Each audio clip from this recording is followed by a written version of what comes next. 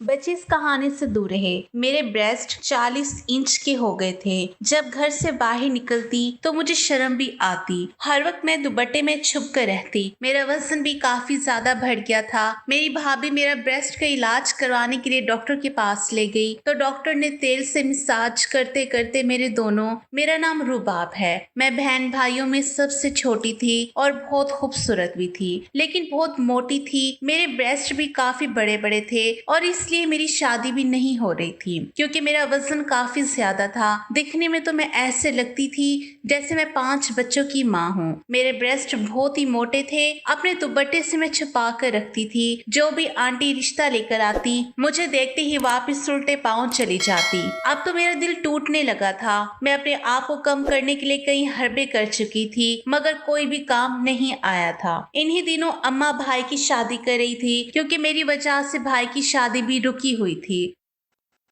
और भाई अब मुझे कोसने लगा था कि तू जैसी मोटी के लिए तो कभी भी रिश्ता नहीं आएगा। लेकिन मैं अब बहुत इंतजार नहीं कर सकता। अम्मा मुझे शादी करनी है। इस मोटी की वजह से मेरी भी उम्र निकलती जा रही है। अब तो मैं भाई की बातें सुनकर बहुत रोने लगी थी। मेरे ब्रेस्ट दिन ब दिन बढ़ते ही जा रहे थे, इसलिए मुझसे कोई भी शादी करना नहीं चाहता था। अम्मा ने कहा बेटी की शादी फिर हो जाएगी, अब बेटे की शादी कर देती हूँ। और फिर अम्मा जब भाभी को भी घर लेकर आई तो मैं देखती ही रह गई। भाभी इंतहाई खूबसूरत थी। वो एकदम परफेक्ट थी। वो दुबली पतली थी, गोरी चिट्टी। भाभी को देखकर भाई तो पागल हो गया था। जो भी उन्हें देखता देखता ही रह जाता था। लेकिन मुझे एहसास से कमतरी भी हुआ था। मैं अब भाभी से कुछ टोटके लेना चाहती थी ताकि मैं भी उन्हीं की तरह परफेक्ट नजर आऊं और खूबसूरत बनूं। थोड़े ही दिनों में भाभी से दोस्ती कर ली। भाभी भी मुझसे बातचीत तो नहीं करती थी, लेकिन मैं उससे इसकी फिटनेस का राज पूछना चाहती थी।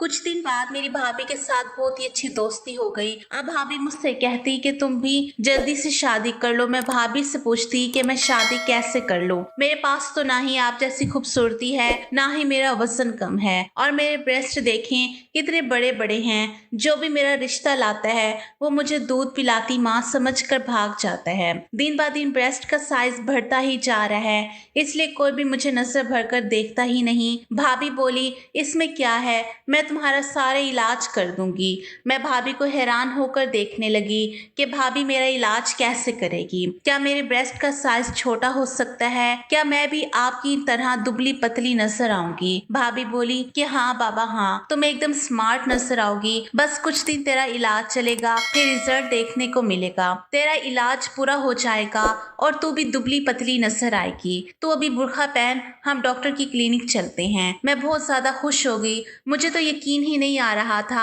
आज पहली बार किसी ने मुझे डॉक्टर के पास जाने का कहा था और मेरा इलाज हो सकता है कहा था, वरना सब यही कहते हैं तू रोटी बहुत खाती है, कम कर ले तो ठीक हो जाएगी, वरना ज्यादा खाएगी तो 5 बच्चों की अम्मा लगेगी।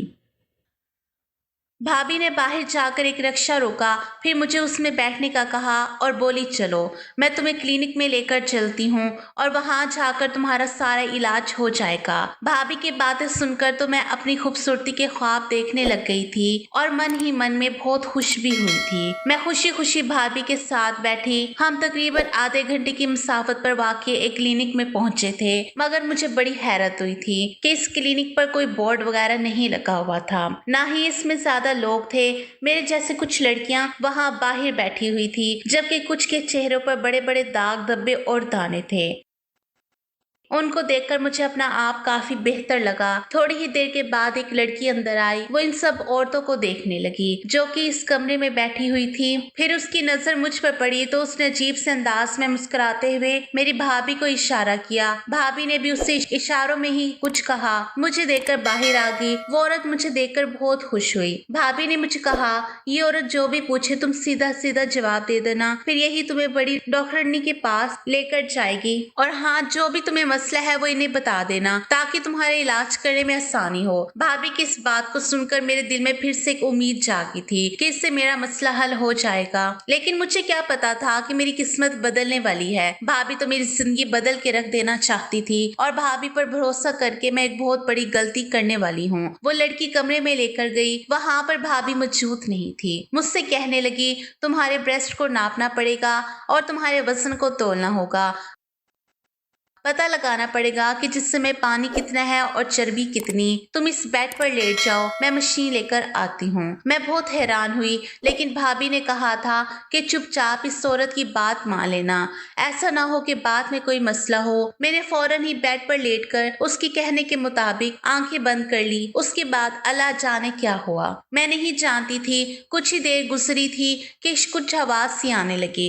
शायद वो औरत कमरे में दाखिल हुई थी। बस फिर क्या था, मेरी आंखों पर किसी ने पट्टी बांध दी। मुझे बहुत डर लग रहा था क्योंकि भाभी भी आस पास नहीं थी। पट्टी बांधने के बाद मुझे कुछ पता नहीं चला। फिर जब ये पट्टी खोली तो मैं बिल्कुल वैसी की वैसी ही थी। क्या इस तरह करने से मेरा वजन कम हो सकता था और क्या मेरे ब्रेस्ट नॉर्मल हो जाते? मैं यही सोचती रह गई थी, लेकिन मुझ में कोई तब्दीली नहीं आई थी और यह अमल तकरीबन 5 से 7 मिनट का था। अलबत्ता मुझे अपने पूरे जिस्म में जलन सी महसूस होने लगी। मैंने उस औरत से पूछा कि ये क्या था, मेरे साथ तुमने क्या किया है?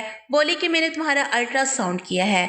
इसमें हैरानगी वाली कौन सी बात है? अल्ट्रासाउंड? मेरे दिमाग में फिर से बातें फिरने लगी। अल्ट्रासाउंड तो उन औरतों का किया जाता है जिनको कोई बच्चे वगैरह का मसला हो, लेकिन मेरा मसला तो कुछ और था। मैं सबसे पहले अपने ब्रेस्ट का साइज कम करना चाहती थी। दिन ब दिन बढ़ता ही जा रहा था, लेकिन यहाँ तो मेरा अल्ट्रासाउंड किया जा रहा था। लेकिन अल्ट्रासाउंड के लिए पेट पर एक खास किस्म का पानी लगाया जाता है और मशीन भी दूसरी होती है। इस औरत ने तो मुझे हाथ तक नहीं लगाया था। फिर ये कौन सा अल्ट्रासाउंड था जो बिना देखे हो गया? मुझे बहुत अजीब लग रहा था। फिर वो मुझे अपने सामने बिठाकर मुझसे बातें करने लगी। बोली कि तुम्हें कब से पता चला कि तुम्हारे ब्रेस्ट का साइज बढ़ने लगा है? तुम खाती कितना हो? मैं सारी बातें जो बोल रही थी वो एक कॉपी पर लिखती जा रही थी। यहाँ तक कि सारी मालूमात मुकम्मल हो गई तो उसने मुझे कहा, अब तुम बाहर आ जाओ और अपनी भाभी को अंदर भेजो। मैं डरते डरते बाहर चली गई। मुझे तो पता नहीं था कि मेरा साइज कम भी हो पाएगा या नहीं।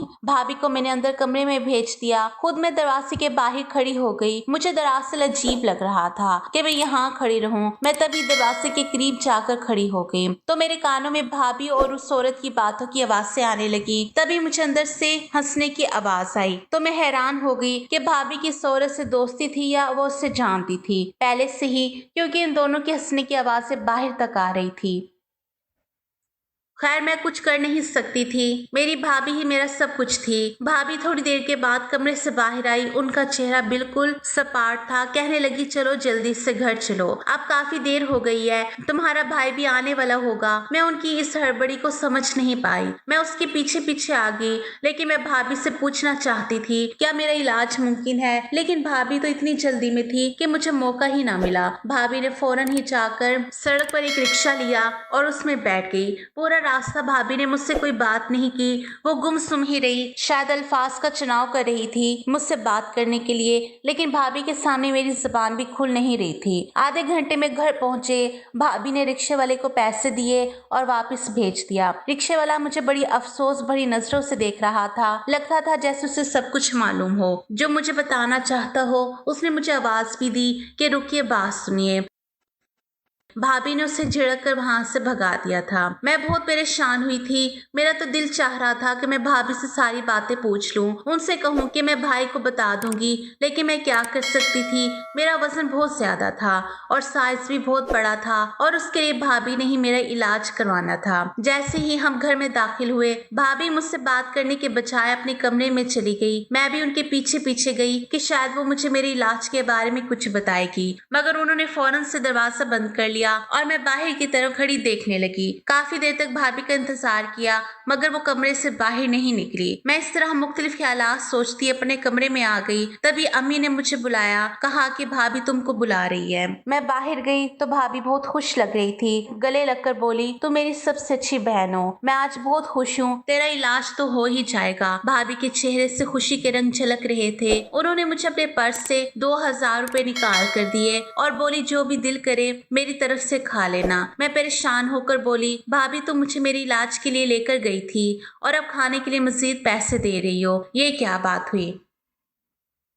मेरे पूछने पर भाभी हंस पड़ी। हाय, इसमें क्या बात है, तुम खाना पीना आज कर लो, कल से तुम अच्छी तरह से डाइटिंग कर लेना और मैं तुम्हारा इलाज भी करवाऊंगी। और हाँ, इस डॉक्टर ने मुझे दवा भी दी है, इस दवा से 2 हफ्ते में तुम्हारे पेट की चर्बी पिघल कर खत्म हो जाएगी। और एक ऑयल भी दिया, वो ऑयल अपने ब्रेस्ट को लगाकर अच्छे से मसाज करोगी तो जल्द से जल्द इस मसले से भी निजात पाओगी। भाभी की ये बात सुनकर मैं बहुत खुश हुई। अच्छा क्या, वाकई मुझे तो लगा था कि इसने कोई खतरे वाली बात की है, या यही शायद मैं ला इलाज हूँ, मेरा कोई इलाज नहीं हो सकता। मेरी बात पर भाभी हंस पड़ी और फिर बड़ी ही शैतानी मुस्कुराहट चेहरे पर सजा कर बोली, तुम्हारा इलाज है मेरी जान, बस तुम्हें थोड़ा सा सब्र करने की जरूरत है। भाभी के ऐसे तासुरात देखकर मुझे घबराहट महसूस हो रही थी, मगर फिर खामोश हो गई। हमें पता ही नहीं चला कब मेरा बड़ा भाई भी घर आ गया। मैंने और असद ने खूब मजाक किया, हम लोगों ने बाहर से खाना मंगवाया और खाया। सब कामों से फारिग होकर भाभी मेरे कमरे में आई। उसके हाथ में छोटी सी शीशे की बोतल थी। मेरी तरफ देखते ही बोली, यही वो दवा है जो इस डॉक्टर ने मुझे दी है, अगर तुम इस ऑयल को अपने ब्रेस्ट पर लगाओगी तो ब्रेस्ट की चर्बी पिघल जाएगी। मैंने भाभी से कहा, इससे क्या होगा, ये तो बहुत थोड़ा सा ऑयल है। नहीं, इसी से तो असल असर होगा, ये बहुत तासीर वाला ऑयल है। ये कहकर भाभी ने वो बोतल मुझे दिखाई। इसमें खास किस्म का तेल था। भाभी ने मुझे बताया कि इस तेल को ब्रेस्ट पर लगाकर थोड़ा मसाज करके रात भर सो जाना है। तुम्हारा वजन कम होने की वजह से तुम्हारे जिस्म में बहुत सारी तब्दीलियां आना शुरू हो जाएंगी। भाभी की बात सुनकर मैं बहुत खुश हुई। भाभी ने कहा कि ये दवा बहुत महंगी है, मैंने तुम्हारे लिए 15,000 रुपए की ली है, सो इसका एहतियात से इस्तेमाल करना। एक कतरा तेल का डालकर मसाज करना, इससे तुम्हें बहुत ज्यादा मदद मिलेगी। मैं भाभी की बात सुनकर बहुत शुक्रगुजार हुई। फिर भाभी को कुछ याद आया। वो बोली, बात सुनो, तुम इस दवा को लगाने के बाद तुम अपने कमरे में ही रहना, कहीं इधर उधर मत जाना, इससे नींद बहुत आती है। जी भाभी, मैं कहीं नहीं जाऊंगी, आप फिक्र ना करें, पूरा कोर्स करूंगी। हाँ, बहुत अच्छी बात है, चलो अब मैं चलती हूँ, रात बहुत हो गई है। ये कहकर भाभी मेरे कमरे से चली गई और मैं उस शीशी को देखने लगी जो बहुत ही छोटी सी थी। इसमें जैसा लगता था तेल नहीं बल्कि जहर के कतरे हों। मैंने ये सब बोला तो एक अजीब सी बदबू मेरे नाक से टकराई थी। खैर, मैंने दरवाजा बंद किया और इसका इस्तेमाल करने के बाद मैं सो गई। मुझे उस रात बहुत गहरी नींद आई थी। काफी देर में सोती रही, बिल्कुल ऐसे ही जैसे कोई बेहोश होता है। सुबह के तकरीबन 10 बजे अम्मा ने मेरा दरवाजा जोर जोर से बजाया। अम्मा की दस्तक सुनकर मैं भी बहुत ज्यादा डर गई थी, क्योंकि ऐसा पहले कभी नहीं हुआ था। उठते ही मेरी नजर घड़ी पर पड़ी तो मैं हैरान रह गई थी कि सुबह के 10 बज रहे थे। हालांकि ऐसा नहीं होना चाहिए था। मैं सुबह के 10 बजे तक आज तक भी नहीं सोई थी। मैंने हमेशा अपनी जिंदगी में एक रूटीन रखी हुई थी। फिर जैसे ही मैंने दरवाजा खोला तो अम्मा की मुझ पर नजर पड़ते ही परेशान होकर मुझे देखने लगी। अरे बेटी, क्या हुआ, तुम तो बहुत जल्दी उठ जाया करती हो, आज ऐसी क्या बात होगी। अम्मा के कहने पर मैं वाकई खुद को हैरत से देखने लगी। मेरे जिस्म से भी बदबू आ रही थी। मुझे लगा जैसे मैं किसी कीचड़ भरे बाजार में सोई हुई हूँ, क्योंकि मेरे कपड़ों से भी अजीब किस्म की बदबू आ रही थी। वो तो शुक्र है कि अम्मा ने इस बदबू को महसूस नहीं किया। मैं नाश्ते पर जाने से पहले नहाने के लिए अपने कमरे में चली गई। नहा धोकर बाहर निकली, अपना तरोताजा महसूस हुआ। इस तरह सोने से मेरे कपड़े पहले कभी बदबूदार नहीं हुए थे, लेकिन आज तो एक अजीब ही मामला मेरे साथ पेश आ रहा था, जिसका सर पैर मुझे नजर न आ रहा था। थोड़ी ही देर बाद मैं नाश्ते पर गई। भाभी मेरे साथ थी। मुझे देख देख कर भाभी बहुत खुश हो रही थी। बोली कि रात को नींद कैसी आई। मैं भाभी को ये भी नहीं कह सकती थी कि मुझे बहुत ज्यादा नींद आई है, बल्कि नशे वाली नींद आई, क्योंकि अम्मा भी साथ बैठी थी और हो सकता था कि अम्मा मुझे इस बात पर भी डांटे कि तुम भाभी के साथ अकेली क्लिनिक में क्यों गई थी। यूं मैं चुप रही। थोड़ी देर बाद भाभी ने खुद ही मुझे अपने कमरे में आने का इशारा किया। मैं जैसे ही उनके कमरे में गई तो वो बहुत खुश थी। बोली कि देखो बहन, वजन एकदम कम नहीं होता, तुम्हें कुछ महीने मेहनत करना पड़ेगी। इस तेल का बाकायदगी से इस्तेमाल करना होगा, लेकिन इससे पहले तुम्हारा एक जगह टेस्ट करवाना चाहती हूँ।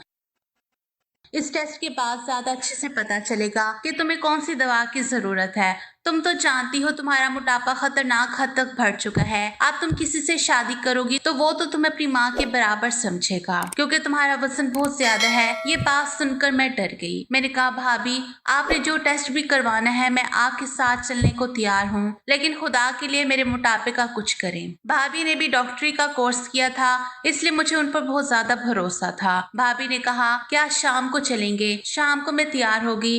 भाभी ने इसी तरह एक रिक्शे वाला बुलाया और मुझे लेकर इस क्लिनिक चली गई। मैं इसी वजह से पूरी इत्मीनान थी, क्योंकि मैं पहले भी एक बार यहाँ आ चुकी थी। भाभी बोली, तो इसी तरह कुर्सी पर बैठ जाओ, मैं थोड़ी देर डॉक्टर साहबा को लेकर आती हूँ। मैं कुर्सी पर बैठी थी। डॉक्टर साहबा चंद मिनट बाद तशरीफ ले आई। फिर उनके आते ही मुझे पसीने आने लगे और वो बुरी तरह हंसने लगी और कहने लगी, स्मार्ट लग रही हो। जबकि मैं हैरान थी कि ऐसा तो किसी ने आज तक नहीं कहा था कि मैं पतली लग रही हूँ। क्या ये लोग मुझे बेवकूफ समझ रहे थे? मैंने देखा उस औरत के हाथ में कपड़े थे जो नई और जदीद तर्ज के लग रहे थे। उस औरत ने वो कपड़े भाभी को दिए। भाभी ने उससे कपड़े लेकर मुझे दिए और बोली, जाओ जाके गुस्ल खाने में ये कपड़े तब्दील करके आओ, इसी में तुम्हारा चेकअप होगा। मैंने कपड़े देखे तो वो किसी दुल्हन के जैसे कपड़े थे। लग ही नहीं रहा था कि उन कपड़ों में मेरे चेकअप का कोई बंदोबस्त होगा, क्योंकि ये कपड़े हॉस्पिटल के हरगिज ना थे। मैं हॉस्पिटल के कपड़ों से वाकिफ थी। वो तो पहनने में आरामदाह होते हैं, जबकि ये कपड़े बहुत ज्यादा चमकीले भड़कीले थे।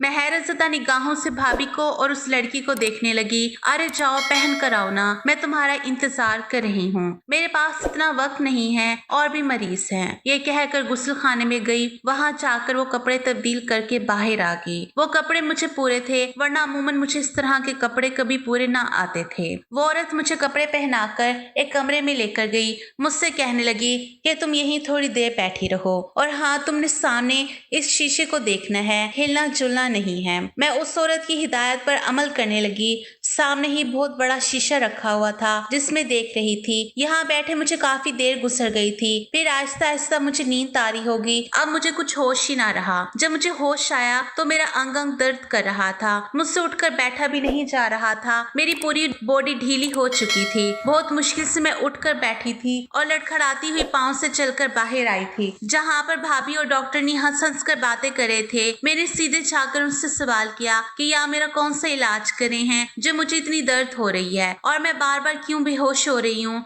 मैं अपनी बात सख्त लहजे में पूछ रही थी, लेकिन भाभी और डॉक्टर मेरी बातें सुनकर एकदम हैरान हो गई। फिर कुछ संभलते हुए भाभी कहने लगी, डरने की कोई जरूरत नहीं है मेरी जान, तुम्हारे जिस्म का थोड़ा सा मसाज किया है और इसलिए ताकि तुम्हारे जिस्म से चर्बी पिघल कर बाहर आ जाए। ऐसा करने से ही तुम्हारा वजन घट सकता है। भाभी की इस तरह की बातें सुनकर मैं एकदम पुरसकून हो गई। मुझे सिर्फ अपना वजन घटाना था कि मैं भाभी की तरह खूबसूरत दिखूं, इसलिए भाभी की हर बात पर भरोसा करती जा रही थी। लेकिन मुझे उन पर शक भी हो रहा था, लेकिन मैं चाह कर भी उनको कुछ ना कह सकती थी, क्योंकि मैं जानती थी अगर मैं उनसे कुछ भी उल्टा सीधा कहूंगी तो भाभी मेरा इलाज नहीं करेंगी। इसलिए ये सोचकर मैं खामोश हो गई थी। फिर मैं भारी दिल के साथ घर चली गई थी, लेकिन घर जाने से पहले कपड़े और मेकअप उतार के गई थी ताकि अम्मा को इस बात पर शक ना हो। लेकिन क्लिनिक से जाने के बाद भी मुझे कमजोरी महसूस हो रही थी। मेरे जिस्म में भी काफी ज्यादा दर्द था, जिससे मैं ये बात अम्मा से नहीं कह सकती थी। इतनी ज्यादा मुझे नींद भी आ रही थी,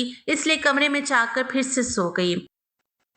मेरी अम्मा मुझे इस हालत में देखकर परेशान होने लगी थी और सुबह जब मैं उठी तो मुझसे पूछने लगी कि क्यों, क्या हुआ है, तुम्हारी तबीयत कुछ ठीक नहीं लग रही है। मुझे कोई बात है तो बताओ मुझे। माँ तो माँ होती है, बच्चे की हर तकलीफ को समझ जाती है। लेकिन मैं ये बातें अम्मा को बताकर उनको परेशान करना नहीं चाहती थी। कुछ भी नहीं, बस कुछ थकावट महसूस हो रही है इसलिए। लेकिन ऐसी कोई बात नहीं जिससे आप परेशान हो, मैं बिल्कुल ठीक हूँ। कुछ दिन ऐसे ही गुजर गए। मैं हर रात इस ऑयल का मसाज करके सोती, लेकिन इससे मुझे कुछ भी फर्क महसूस नहीं हो रहा था। लेकिन इस दवा से मुझे बहुत ही बेहोशी वाली नींद आ जाती। इसके बाद जो भी मेरे साथ होता वो मुझे कुछ भी याद नहीं रहता था। जब सुबह हुई तो मेरा पूरा जिस्म दर्द कर रहा था। फिर अगले दिन भाभी बहुत खुश दिखाई दे रही थी और मुझसे कह रही थी कि तुम तो थोड़ी दुबली नजर आ रही हो, चलो डॉक्टर से मिलकर आते हैं ताकि तुम्हें और कुछ दवा दे दें ताकि तुम जल्दी से जल्दी दुबली पतली नजर आओ। भाभी की बातें सुनकर मुझे तो अपने जिस्म में कुछ फर्क महसूस नहीं हो रहा था। वो मुझसे झूठ क्यों बोल रही थी? मुझे भाभी पर शक हो रहा था,